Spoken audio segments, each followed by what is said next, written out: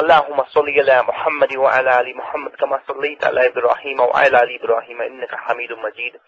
اللهم بارك على محمد وعلى آل محمد كما باركت على إبراهيم وعلى آل إبراهيم إنك حميد مجيد. رب اشرح لي صدري ويسر لي أمري واحلل عقدة من لساني يفقهوا قولي. رب زدني علما رب زدني علما رب زدني علما رب زدني عملا رب زدني عملا رب زدني عملا. الحمد لله رب العالمين.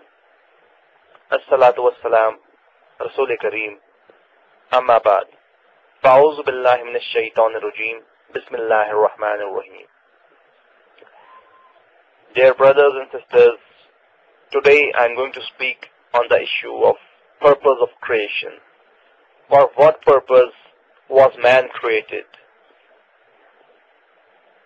Basically, the crux of the issue of creation is that man was not created to go after his own sins and fancies and desires. But there is an altogether different story behind the creation of man. Most of the people in the present day scenario are going exactly opposite to the manner in which Allah subhanahu wa ta'ala has described the purpose of creation of man in this earth, in this world. Allah ta'ala describes in Surah Mulk 67 Surah, ayat number 2, الَّذِي خَلَقَ الْمَوْتَ وَالْحَيَاةَ لِيَبْلُوَكُمْ أَيُّكُمْ أَحْسَنُ عَمَلًا وَهُوَ الْعَزِيزُ الْغَفُورُ. That means, I have created life and death just to see which of the people, which of my creations would excel in good deeds. الَّذِي خَلَقَ الْمَوْتَ, I have created death, وَالْحَيَاةَ and life. لِيَبْلُوَكُمْ أَيُّكُمْ أَحْسَنُ عَمَلًا, so as to test my creations, who is going to excel over the other one. So my dear brothers and sisters, we have to understand this point, that the basic motive behind creation, it's not to earn a good job, to get a good business going, to raise a good family and then die. It's not that. It's not like that. It doesn't work like that.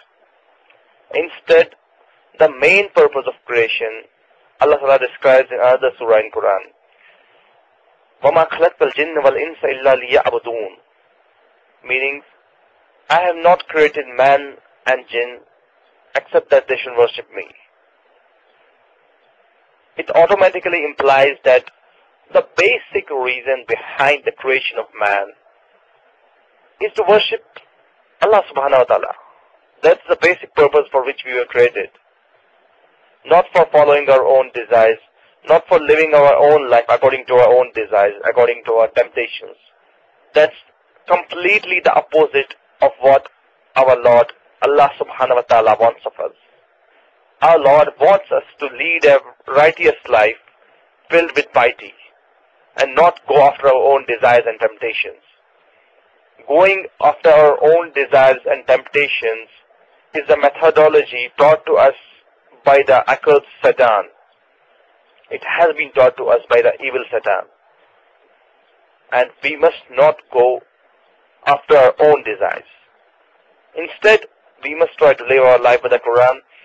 And coming back to the theme of the topic, the purpose of creation of man, the main purpose for which we were created, is to worship Allah subhanahu wa ta'ala alone and do not associate any partner with him.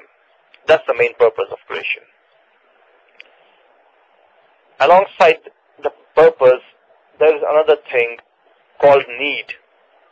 What the people these days are doing, they are going after their needs and they are forgetting their purpose of existence in this world. For example, the need of a common human being is to get good quality food, is to get good quality clothing, is to get good quality shelter. These are the basic needs of a common human being, without which a man cannot lead a good life. But these days, what is happening is that the man is forgetting the main purpose of his creation. i.e., that means he has made these needs his purpose. he is going blindly after his needs. And the attainment of these needs have become the purpose of man. On the other hand, Allah subhanahu wa ta'ala wants the completely opposite of this, what the present case scenario is happening. Allah subhanahu wa ta'ala wants the completely opposite of this. He wants us to follow the purpose of creation for which we had been created. He wants us to worship Him and Him alone. There are needs that have to be completed, the needs have to be fulfilled, but that does not occur at the cost of the purpose. You cannot forget the purpose and go after the needs. You have to complete the purpose first. You have to attain the purpose for which you have been sent to the earth, you have been sent to this world. You have to attain that purpose first. You have to attain that objective. And only after that, you can go after your needs. Needs are necessary because you have to fill your stomach. You have to, your family has a right on you. Your other partners, your companions have a right on you, definite right on you. But instead of all this, keeping all this aside, there is a very important purpose, and that purpose is only to worship God. So, concluding my lecture today, I want to say to all my brothers and sisters that please do not forget the purpose of creation. We have to keep the purpose, we have to assign the proper place to the purpose, and we have to assign the proper place to the needs. We don't have to turn them around. We don't have to make the purpose our needs, make the purpose of the existence our need, and we don't have to make our needs the purpose. For example, let me explain you so that you get a basic idea of what I'm speaking about. Going to the mosque and praying, it's the purpose of man. Because mosque is the place where you get to attain, where you achieve a good connection with Allah subhanahu wa ta'ala. Going to the mosque and praying, it's the purpose. And going out of the mosque and working for your livelihood, it's the need. It's the need because we have to do it. We have to fill our stomach. We have to quench our thirst. We have to fulfill our desires, but not at the cost of purpose. What I mean to say is that you have to go to the mosque, you have to pray the 5 obligatory prayers, and only after that, when you have completed this, only after that you have got a right to attain your needs, to complete your needs.